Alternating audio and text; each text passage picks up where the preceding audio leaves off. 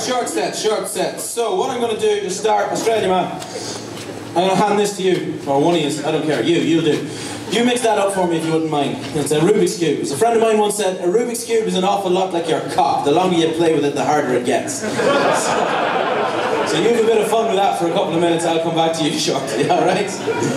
That's right folks, I started on a pseudo-intellectual dick joke. Right? So, hi, my name's Matthew, and I'm a xyrophobic. That means I'm afraid of razors.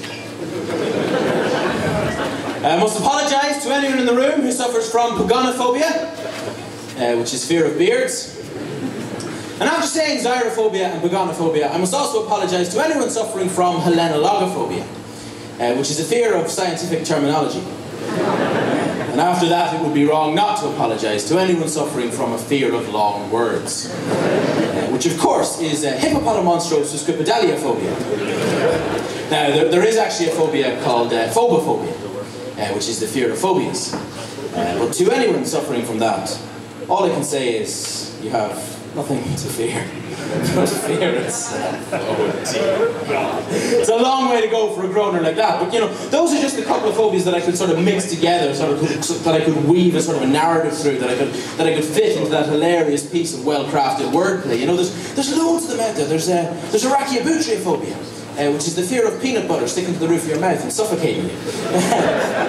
Or my own personal favourite, anatideophobia, which is the fear that somewhere, somehow, a duck is watching you. 100% true, apparently. So, yeah, I think we may have established my nerd credentials here a little bit, but no, I am. I'm a geek. I'm a complete geek. And as a geek, I absolutely love superheroes, superhero films, the comic books, the films in particular. And if there's one thing I've noticed about superhero films, it's that whenever a superhero gets their powers, it's always as a result of some horrific accident, usually involving radiation that should have killed them, but instead they end up ridiculously powerful. When you take, for example, the Daredevil, Matt Murdock.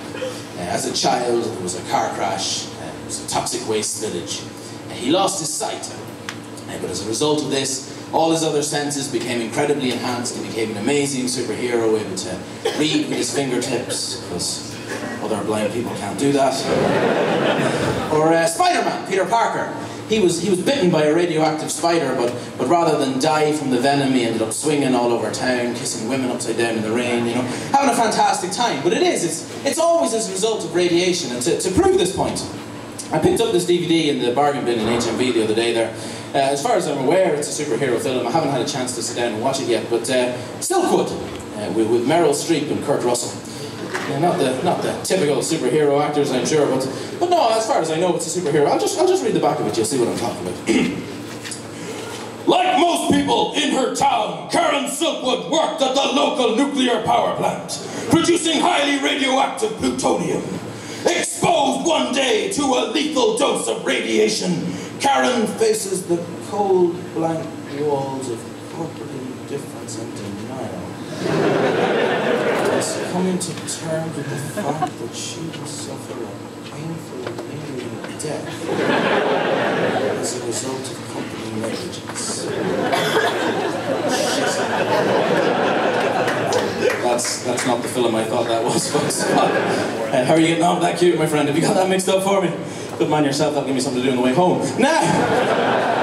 I'm only messing. I will, I'll give it a bash, but I'll have to put this back in the stand, because yeah, they haven't invented a hands-free cube yet, you know, and when they do, it'll remove some of the challenge. But I'll keep talking if you don't mind. It's only a short set. So let's see, where will we go next? We'll talk a little bit about French, because French is a fantastic language. It's the language of love, so they say. Yourself here. How's your French? You're studying it. Oh, fantastic! Even better. So, avez-vous une carte? Je suis perdu dans tes yeux. Now, for any non-French speakers in the room there, what I actually said there was, have you got a map? I am lost in your eyes. Oh, fromage. Actually, any linguist in the room would be saying grammatically that's bollocks. Okay, linguists would probably be a bit more articulate than that. But the point they'd be trying to make is that I went avez-vous on carte. Vous, the formal form of the word you. Je suis perdu dans tes yeux. Tes the more informal, more casual form of the word your. But that's not a grammatical mistake on my part. That's just incredible confidence in the effectiveness of that line. That I can start off formal and move straight to casual right in the same sentence. I don't think it worked though. Merde. Oh dear, I mean with lines like that you'll be surprised to learn that I am actually single. Okay, not surprised. You've had your first impressions confirmed, but I mean, let's face it, looking like this and coupled with my amazing, crippling social awkwardness, and the fact that I am a complete nerd, it really doesn't help matters. Even now there's probably women in the room looking up at me and thinking, excuse me, for fuck's sake. What a geek, what an absolute dork. Well, what they should actually be thinking is, wow, he's got nimble fingers and he clearly knows where the box.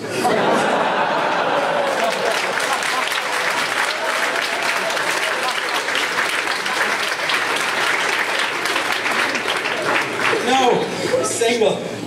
A lot of nights I find myself sitting home alone in front of the television, wallowing in self-pity, and an ad comes on the TV for mouthwash, and it's like, this mouthwash is so much better than brushing. I don't know. Is it wrong to break up with someone just to keep doing single material? I think it's a good enough joke. No, should be grand, should be grand. Time is a great healer, except in the case of progressive diseases.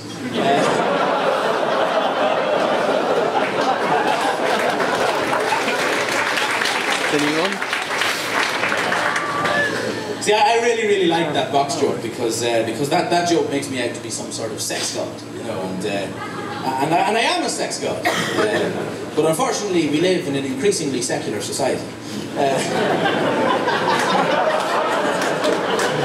But if there are any women in the room who do find themselves sexually agnostic, my house is just a short pilgrimage away.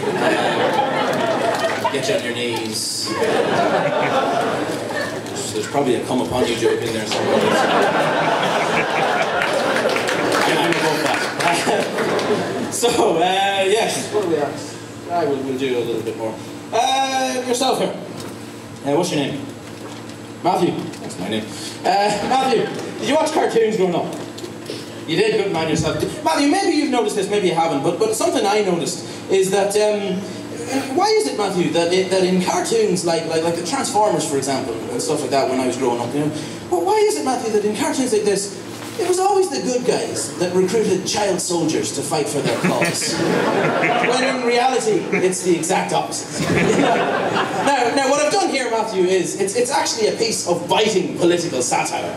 But I wasn't sure whether it would fly with the rest of the room, so I sort of dressed it up in a sort of conversational piece with you. You, Matthew, are a framing device for my more out there, more conceptual material, But what it basically is, Matthew, is it's a juxtaposition of the sort of the common practice. The theme, if you will, of these shows casting sort of child protagonists in a sort of hero role, like a little 10-year-old child and he was Optimus Prime's friend, and little 10-year-old boy at home watching it going, oh wow, that's Optimus Prime, he's a big 10-foot tall robot and he can turn into a truck, and he's got a 10-year-old friend and I'm 10 and I could be friends with Optimus Prime and that'd be fucking fantastic, and sort of setting that up against the brutal and horrific practices of brainwashing children to carry out horrific acts of murder, that goes on in poverty-stricken and war-torn countries.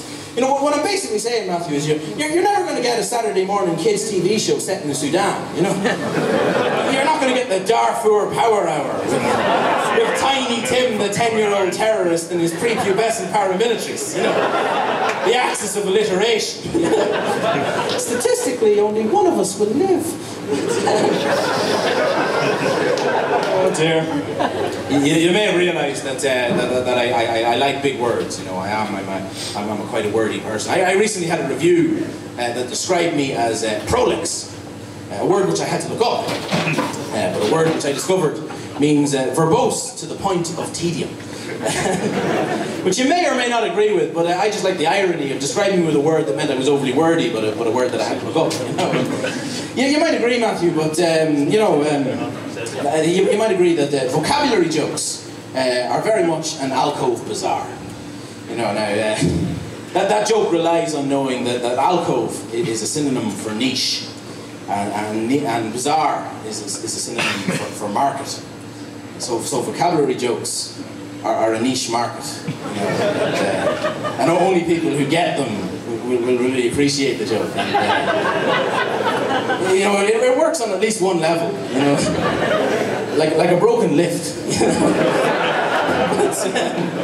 But folks, I'm pretty much out of time, and that was probably a bad joke to end on. So what I'm going to do is I better finish this, because you know it's very important. If you get up on stage with a Rubik's Cube and you start the thing, you better finish it, because it's very distracting, you know, and it's distracting me from what I'm doing. It's been distracting you the whole way through, you know, and it's distracting me as well. You know, it's very important to finish these things. So, ladies and gentlemen, thank you very much. Good night.